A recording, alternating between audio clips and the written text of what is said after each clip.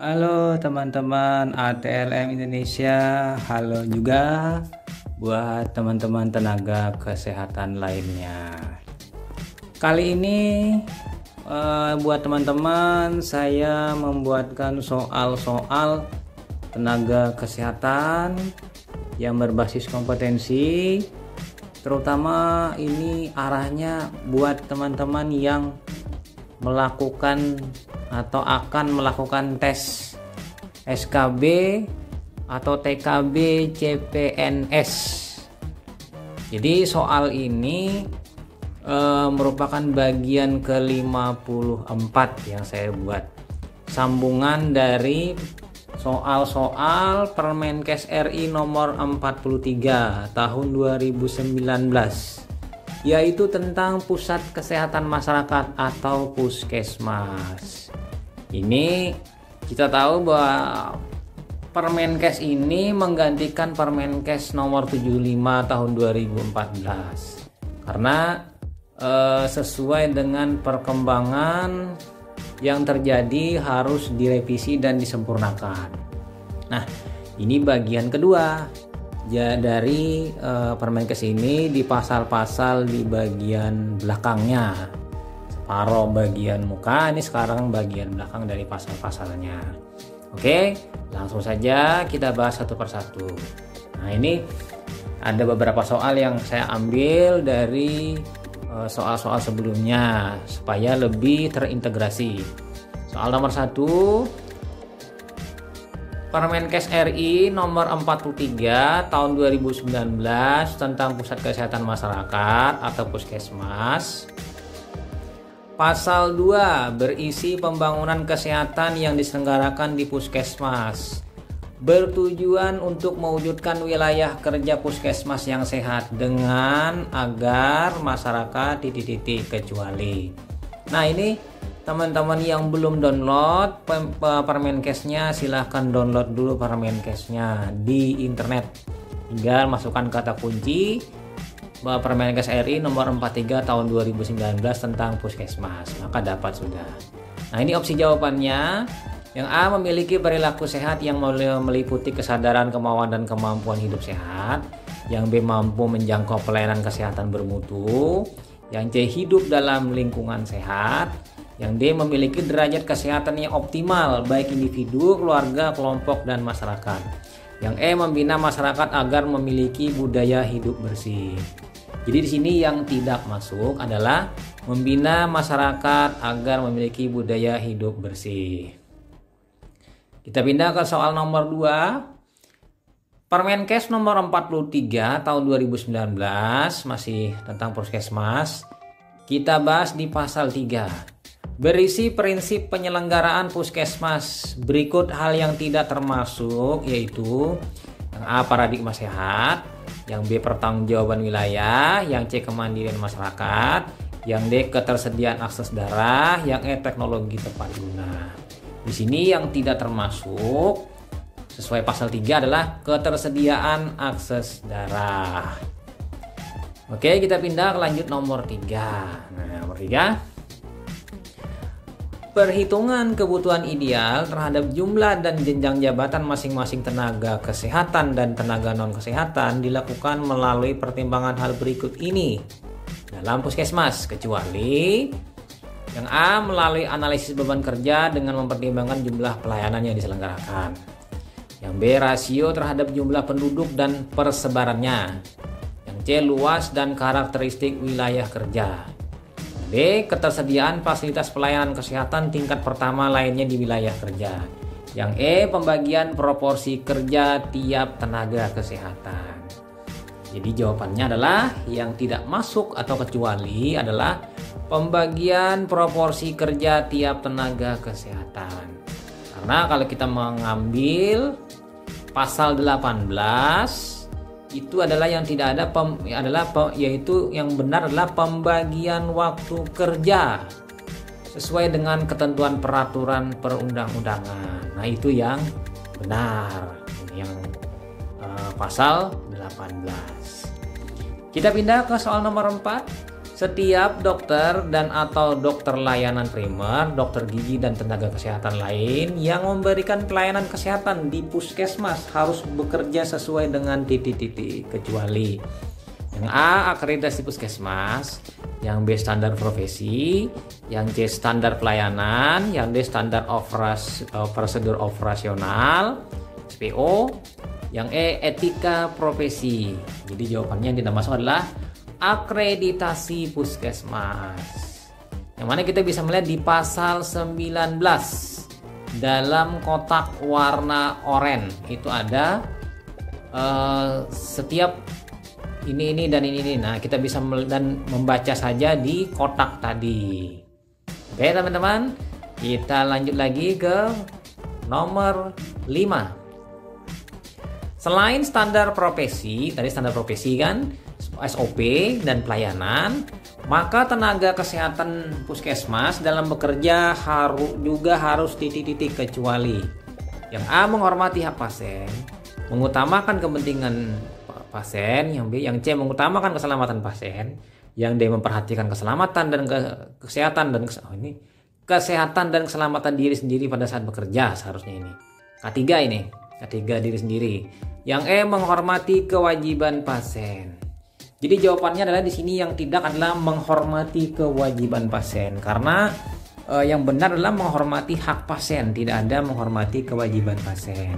Kita bisa melihat di pasal 19 ayat 2. Nah, ini dalam kotak warna merah ditunjuk dengan panah kuning. Nah, itu teman-teman. Jadi teman-teman juga harus jeli dalam memecahkan suatu soal. Kita pindah langsung lanjut ke nomor 6. Nah, ini nomor 6. Dalam memberikan pelayanan kesehatan, dokter dan atau dokter layanan primer, dokter gigi dan tenaga kesehatan lain harus memiliki kewenangan untuk memberikan pelayanan kesehatan yang diperoleh melalui titik-titik.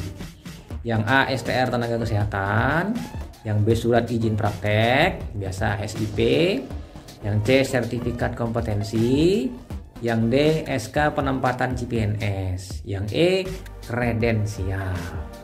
Jadi sesuai pasal tadi dalam Permenkes, maka jawabannya adalah kredensial. Karena kalau kredensial ini kata kuncinya adalah kewenangan, penugasan dan kewenangan, itu adalah kata kunci dari kredensial. Nah, ini jawabannya kita bisa melihat nanti di selanjutnya, tapi kita bahas soal dulu. Kemudian kredensial, nah sudah kan soal tadi kredensial. Nah, sekarang kredensial bagi tenaga kesehatan puskesmas ditujukan untuk memastikan bahwa setiap pelayanan kesehatan dilakukan di titik-titik. Yang A memiliki STR sebagai tenaga kesehatan, yang B memiliki izin praktek sebagai tenaga kesehatan, yang C memiliki SK sebagai pegawai sesuai ijazahnya, yang D kompeten agar mutu pelayanan kesehatan berorientasi pada keselamatan pasien dan masyarakat di puskesmas lebih terjamin dan terlindungi. Yang E sesuai dengan standar akreditasi. Jadi jawabannya adalah yang D, kompeten agar mutu pelayanan kesehatan berorientasi pada keselamatan pasien dan masyarakat di puskesmas lebih terjamin dan terlindungi. Ini karena tujuan dari kredensial adalah membuat tenaga tadi memang benar-benar teruji dan kompeten sesuai dengan kemampuan dia berbasis pada keselamatan pasien. Nah, kita lanjut lagi, kita ke nomor 8. Kredensial tenaga kesehatan puskesmas dilakukan oleh yang A puskesmas, yang B puskesmas rawat inap, yang C dinas kesehatan kabupaten kota, yang D rumah sakit, yang E dinas kesehatan provinsi. Jadi jawabannya adalah dinas kesehatan kabupaten atau kota, tergantung nanti apakah dia kabupaten atau kota wilayahnya, wilayah puskesmas tadi. Oke, nah kita lihat di sini di pasal 20. Nah, Permenkes ini penyempurnaan ini salah satunya yang disempurnakan karena permintaan kredensial bagi setiap tenaga kesehatan yang bekerja di unit pelayanan. Ini sudah yang lebih dahulu diluncurkan rumah sakit sesuai KARS dengan SNARS, lalu ikut puskesmas nanti melalui akreditasi FKTP. Kita bisa melihat di sini pasal 20 ayat 1 itu untuk nomor 6 jawabannya yaitu kredensial. Sementara ayat 2-nya untuk soal nomor 7 yaitu berorientasi pada keselamatan. Sementara pasal 20 ayat 3 itu nomor 8. Diselenggarakan oleh Dinas Kesehatan daerah, kabupaten atau kota. Kita pindah langsung lanjut ke nomor 9. Penyelenggaraan kredensial, nah ini kurang E-nya, kredensial oleh puskesmas kepada kepala dinas kesehatan secara berkala paling sedikit titik-titik sekali penyelenggaraannya ini. Yang A 2 tahun, yang B 3 tahun, yang C 4 tahun, yang D 5 tahun, yang E 6 tahun. Jadi jawabannya adalah 5 tahun. Nah, 5 tahun ini. Kalau di rumah sakit aturannya setiap 3 tahun. Untuk PNS, untuk honor itu tiap tahun, setiap perpanjangan kontrak. Jadi kalau di puskesmas ini lebih nyaman dan lebih longgar karena di sini paling sedikit, walaupun paling sedikit. Jadi dalam 5 tahun itu sekali, bisa sampai 2 kali mungkin kalau memang menurut membaca aturan dari paling sedikit. Nah, itu kira-kira teman-teman. Nah, kita bisa melihat langsung lanjut kita ke nomor 10. Tim kredensial Dinas Kesehatan terdiri dari titik-titik dan titik-titik. Yang A Dinas Kesehatan dan Rumah Sakit. Yang B Puskesmas dan Dinas Kesehatan. Yang C Dinas Kesehatan dan Organisasi Profesi. Yang D Rumah Sakit dan Organisasi Profesi. Yang E Puskesmas dan Rumah Sakit. Jadi jawabannya yang mana yang benar? Nah, jawaban yang benar adalah Dinas Kesehatan dan Organisasi Profesi. Karena Dinas Kesehatan unsurnya dia minta bantu dengan organisasi profesi karena organisasi profesi lah yang lebih tahu mengenai urusan kredensial. Karena organisasi profesi memiliki standar sendiri masing-masing dalam hal mengkredensial anggotanya. Misalnya perawat ada ketetapannya, jadi semua perawat itu homogen mulai dari ketentuan dari pusat hingga ke daerah. Begitu juga dengan yang lain-lain, misalnya gizi, ATLM atau misalnya kesehatan lingkungan. Jadi memiliki standar masing-masing sehingga Dinas Kesehatan harus merangkul organisasi profesi. Nah, kita lanjut ke nomor 11. Tugas dari tim kredensial Dinas Kesehatan, nah yang terdiri dari orang Dinas Kesehatan dengan organisasi profesi adalah kecuali titik-titik. Yang A menyusun instrumen penilaian, yang B melakukan penilaian, yang C merekomendasikan penugasan klinis, yang D merekomendasikan kewenangan klinis, yang E menerbitkan kewenangan klinis. Di sini jawabannya yang tidak adalah menerbitkan kewenangan klinis. Karena yang menerbitkan kewenangan klinis itu adalah Kepala Dinas Kesehatan. Jadi di sini kita bisa melihat di nomor 9 itu ayat 4. Sementara nomor 10 di ayat nomor 6 dan nomor 11 itu di ayat nomor 7. Kita bisa melihat di sini walaupun di nomor 11 ini ayat 7 ini hanya ada 3 karena merekomendasikan kewenangan klinis. Tapi yang namanya kewenangan klinis itu dengan penugasan klinis adalah satu kesatuan. Jadi mulai kredensial itu ada 3 komponen. SK kredensial tersebut pada individu berupa penugasan dan kewenangan klinis. Kemudian lampirannya adalah penugasan klinis dan lampirannya adalah kewenangan klinis. Daftarnya. Nah, itu kira-kira. Kita pindah lanjut ke nomor 12. Nah, ini teman-teman. Untuk memperoleh izin operasional puskesmas, Kepala Dinas Kesehatan Kabupaten atau Kota mengajukan permohonan tertulis kepada Bupati, Wali Kota melalui instansi pemberi izin pada pemerintah daerah, kabupaten, kota dengan melampirkan dokumen. Dokumennya apa saja? Berikut ini kecuali titik-titik. Yang A, fotokopi sertifikat tanah atau bukti lain kepemilikan tanah yang sah. Yang B, kajian pengembangan wilayah. Yang D, dokumen pengelolaan lingkungan sesuai dengan ketentuan peraturan perundang-undangan. Yang D, fotokopi surat keputusan dari bupati atau wali kota terkait kategori puskesmas untuk puskesmas yang mengajukan permohonan perpanjangan izin operasional. Kemudian yang E, profil puskesmas yang meliputi aspek lokasi, bangunan, prasarana, peralatan, ketenagaan, kefarmasian, laboratorium klinik, pengorganisasian, dan penyelenggaraan pelayanan untuk puskesmas yang mengajukan permohonan perpanjangan izin operasional. Panjang sekali ya jawabannya ada opsinya. Jadi di sini yang tidak termasuk kecuali adalah kajian pengembangan wilayah. Kita bisa melihat di pasal 32. Pasal 32 yang benar adalah kajian kelayakan. Jadi puskesmas tadi sudah dilakukan kajian apakah layak dioperasikan atau maksudnya diberi izin, melihat aspek-aspek lainnya dari kajian kelayakan. Mungkin dari segi amdalnya nanti, dari segi kependudukannya, dari segi letaknya, dari segi yang lain-lain. Nanti mungkin dilihat dari situ untuk kajian kelayakannya.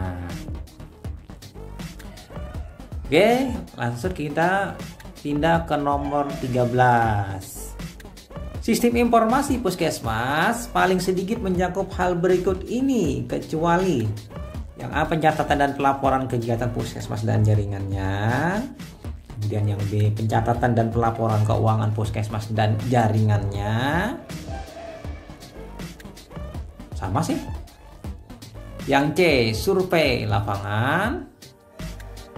Yang D, laporan lintas program terkait. Yang E, laporan jejaring puskesmas di wilayah kerjanya. Oh, ini yang A dan B ini kegiatan dan keuangan beda. Jadi sini yang kecuali adalah laporan lintas program terkait. Ini tidak masuk dalam pelaporan sistem informasi puskesmas.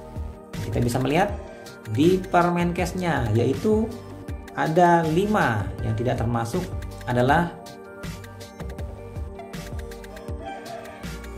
laporan lapangan yang benar. Ini laporan survei lapangan yang benar. Oke, kita pindah lanjut ke nomor 14. Sesuai Permenkes 43 tahun 2019 tentang puskesmas pasal 25 ayat 1, berdasarkan karakteristik wilayah kerja kategori puskesmas kecuali jadi puskesmas itu kategorinya apa saja. Nah, ini soal-soal yang saya kembali masukkan di dalam soal ini yang ada sebelumnya. Yang A, puskesmas kawasan pedesaan. Yang B, puskesmas kawasan perkotaan. Yang C, puskesmas kawasan terpencil. Yang D, puskesmas kawasan sangat terpencil. Yang E, puskesmas kawasan kota besar. Jadi jawabannya adalah yang E. Tidak ada puskesmas kawasan kota besar. Kita bisa melihat di pasal 25 ayat 1 ada A, B, C, D. Nah, di kotak warna biru. Kita pindah lagi ke soal nomor 15. Sesuai Permenkes nomor 43 tahun 2019 tentang puskesmas pasal 53 ayat 2, UKM esensial bagi pelayanan puskesmas adalah kecuali ini UKM pelayanan promosi kesehatan. Yang B, pelayanan kesehatan lingkungan. Yang C, pelayanan kesehatan keluarga. Yang D, pelayanan gigi. Yang E, pelayanan pencegahan dan pengendalian penyakit. Jadi yang tidak masuk adalah pelayanan gigi, karena gigi ini pelayanannya sifatnya individu, bukan berbasis kesehatan masyarakat. Kita pindah, ini lagi nih kita bisa melihat. Di ayat 2 UKM esensial itu tidak ada di situ. Yang benar adalah pelayanan gizi yang benar, bukan gigi. Pindah kita ke soal nomor 16. Sesuai Permenkes 43 tahun 2019 tentang puskesmas pasal 54 ayat 3 UKP tingkat pertama oleh puskesmas adalah kecuali titik 2. Yang A, pelayanan promosi kesehatan. Yang B, pelayanan gawat darurat. Yang C, pelayanan persalinan normal. Yang D, rawat jalan kunjungan sehat dan sakit. Yang E, perawatan di rumah. Jadi di sini yang tidak masuk adalah pelayanan promosi kesehatan, karena pelayanan promosi kesehatan itu secara umum artinya untuk masyarakat. Nah, ini kita bisa melihat di pasal 54 ayat 3 dalam kotak merah dan ditunjuk dengan panah merah. Nah, di situ ada isinya untuk UKP perseorangan. Ini usaha kesehatan perseorangan. Kita pindah ke nomor 17. Dalam melakukan pelayanan UKP dan UKM, ini gabungan di Puskesmas sesuai Permenkes nomor 43 tahun 2019 tentang Puskesmas pasal 55 ayat 1. Ini pasal 55 yang kita kupas. Maka harus menyelenggarakan kegiatan-kegiatan, yaitu apa? Kecuali yang tidak masuk apa? Yang A, manajemen puskesmas, yang B, pelayanan kefarmasian, yang C, pelayanan keperawatan kesehatan masyarakat, yang D, pelayanan laboratorium, yang E, pelayanan gizi. Jadi yang tidak masuk adalah pelayanan gizi. Kenapa tidak masuk? Karena dia di sini menurut pasal di sini dia tidak masuk. Seharusnya kunjungan keluarga di pasal 55 ayat 1 bagian E. Nah, kita pindah lagi lanjut ke nomor 18. Sesuai Permenkes 43 tahun 2019 tentang Puskesmas pasal 3 kriteria Puskesmas kawasan perkotaan adalah, bukan pasal 3 ini. Yang A, aktivitas lebih dari 50% penduduk sektor agraris atau maritim. Yang B, aktivitas lebih dari 50% penduduk pada sektor non-agraris terutama industri, perdagangan, dan jasa. Yang C, lebih dari 90% rumah tangga memiliki listrik. Yang D, memiliki akses yang sulit dijangkau. Yang E, transportasi yang umum digunakan rutin 1 kali dalam 1 minggu. Jadi jawabannya adalah yang B, aktivitas lebih dari 50% penduduk pada sektor non-agraris terutama industri, perdagangan, dan jasa. Ini dikatakan puskesmas perkotaan. Kita bisa melihat di pasalnya sebagai berikut. Nah, ini aktivitas lebih dari 50% penduduknya pada sektor non-agraris terutama industri dan perdagangan dan jasa. Kita pindah ke soal nomor 19. Pelayanan puskesmas kawasan terpencil memiliki kriteria sebagai berikut. Apa saja? Kecuali yang A, memberikan pelayanan UKM dan UKP dengan penambahan kompetensi tenaga kesehatan. Yang B, pelayanan UKM diselenggarakan dengan memperhatikan kearifan lokal. Yang C, pendekatan pelayanan diberikan menyesuaikan dengan pola kehidupan masyarakat terpencil. Yang C, optimalisasi dan peningkatan kemampuan jaringan pelayanan puskesmas dan jejaringnya. Yang E, pelayanan UKM dilaksanakan dengan melibatkan partisipasi masyarakat. Jadi yang tidak termasuk adalah pelayanan UKM dilaksanakan dengan melibatkan partisipasi masyarakat. Karena itu tidak mungkin dilakukan di tempat terpencil. Mereka yang penting mendapatkan pelayanan. Untuk partisipasi itu biasanya lebih diarahkan ke puskesmas perkotaan. Kita bisa melihat di sini di pasal 2 ayat 2. Penyelenggaraan pelayanan kesehatan oleh puskesmas kawasan terpencil dan sangat terpencil memiliki karakteristik. Nah, ini A, B, C, D, E, F. Nah, itu. Kita pindah ke soal terakhir nomor 20. Syarat untuk diangkat menjadi kepala puskesmas sesuai Permenkes nomor 43 tahun 2019 adalah kecuali yang A, berstatus ASN, yang B, memiliki pendidikan bidang kesehatan paling rendah S1 atau D4. C, masa kerja di puskesmas paling sedikit 2 tahun. Yang D, telah mengikuti pelatihan manajemen puskesmas. Yang E, pernah menduduki jabatan fungsional jenjang terampil minimal 2 tahun. Jadi jawabannya adalah yang E, tidak termasuk. Pernah menduduki jabatan fungsional jenjang terampil minimal 2 tahun. Ini sebenarnya harus jenjang ahli, teman-teman. Nah, jadi kalau bisa melihat di sini bagi teman-teman yang bekerja di puskesmas ada peluang untuk menjadi seorang kepala puskesmas dalam karirnya, tapi harus memenuhi syarat ASN atau PNS, ijazahnya S1 atau D4. Artinya dia kan pernah menduduki ijazah S1 dan D4 ini, artinya dia menduduki jabatan sebagai jenjang ahli. bukan terampil, paling sedikit 2 tahun. Memiliki kemampuan manajemen di bidang kesehatan masyarakat. Makanya idealnya malah S1 kesehatan masyarakat untuk menjadi seorang kepala puskesmas, karena di D inilah yang menjadi titik fokusnya. Yang masa kerja di puskesmas paling sedikit 2 tahun. Dia bekerja di puskesmas 2 tahun masa kerjanya.